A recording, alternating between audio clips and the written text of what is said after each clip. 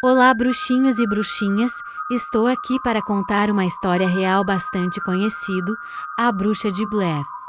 E antes de começar, quero que vai deixando seu like e comentário para ajudar a trazer mais conteúdos assim. Então vamos começar.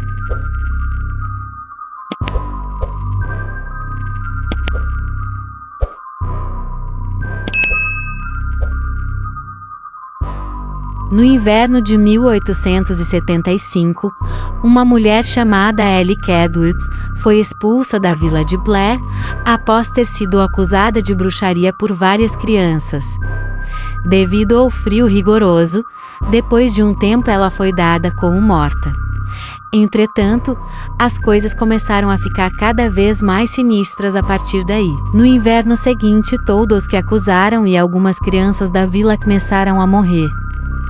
Temendo uma possível maldição, os residentes abandonaram o local e prometeram nunca mais citar o nome Ellie Kedworth novamente. Em 1825, um ano após a vila ter sido redescoberta e fundada como Brooksville, os moradores organizaram o seu primeiro piquenique da colheita do trigo. Durante o evento, uma garotinha de 8 anos chamada Ellen Triacre foi até o riacho Tapest Creek e acabou se afogando. 11 testemunhas oculares alegam ter visto uma mão branca fantasmagórica puxando a menina nas águas rasas. Seu corpo nunca foi encontrado e por 13 dias após o acontecimento, o riacho ficou cheio de feixes de galhos oleosos, deixando a água inutilizável e fazendo que todos os animais ficassem mal. Logo as pessoas da vila começaram a associar as características sobrenaturais da morte de Eileen à morte da suposta bruxa. Em 1886, um menino de 8 anos chamado Raben Weaver disse ter seguido uma mulher, cujos pés não tocavam ao chão, até uma casa no bosque. Ela levou Raben até a casa e trancou no porão, dizendo que voltaria logo. Raben conseguiu fugir por uma pequena janela e voltar para a vila. Já o grupo de buscas que havia sido organizado para encontrá-lo nunca retornou. O segundo grupo foi enviado para procurar pelos que haviam desaparecido e os encontrou, desmembrados, amarrados juntos por seus braços e pernas na coffin rack. Eles já estavam em estado avançado de decomposição e com marcas estranhas no rosto e nas mãos. Em 1940, 8 crianças desaparecem de Burkittsville.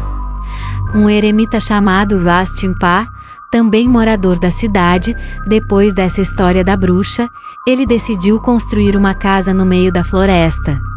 Austin entrava na floresta e voltava e nada acontecia com ele. E porque um homem que morava na floresta não era atacado pela bruxa, como os outros que desapareceram e aniquilados, mas então a vila começou a ter menos medo e ter mais coragem. Mas mal sabia que isso não passava dos planos da bruxa naquela vila, e que algo muito ruim estava prestes a acontecer. Isso porque Rustin Parr, aquele que morava na floresta, na verdade era o fantoche da bruxa. Entre novembro de 1940 e maio de 1941, 8 crianças desapareceram da cidade. Isso depois que esse homem tinha desafiado e morado naquela floresta. A primeira criança a desaparecer se chamava Emily Hallands, que foi encontrada numa cabana no meio da floresta. E parece que ela foi usada em um tipo de ritual. A menina foi torturada com seu corpo cheio de marcas e símbolos em seu corpo. A segunda criança se chamava Clyde Broad, que também foi encontrado na cabana. Porém, essa criança foi encontrada viva, sem nenhuma marca em seu corpo, mas a criança estava abatida psicologicamente. Ninguém sabe por quê, mas ele estava vivo e presenciou aquelas crianças sendo oferecidas em um ritual. Kai diz que essa pessoa que tinha ali capturado falava com uma mulher enquanto fazia seus rituais, e era ele que se sacrificava as crianças.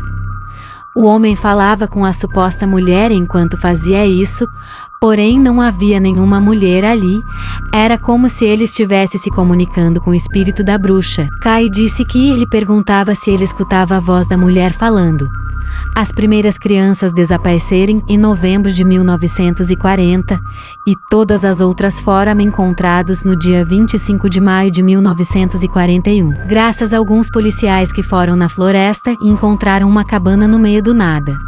E lá encontraram as 7 crianças sem vida e somente Caio com vida, que deu o detalhe de tudo que aconteceu.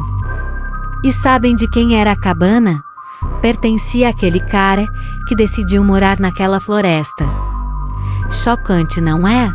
Pois ele era o responsável pela captura das crianças e se comunicava com a bruxa, servindo de fantoche para ela e dando as crianças como oferenda.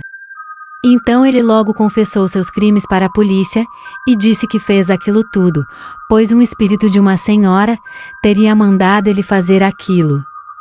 Ele dizia que ouviu vozes em sua cabeça e a mulher sussurrava em seu ouvido, obrigando ele a reagir daquela forma cruel, senão iria matá-lo.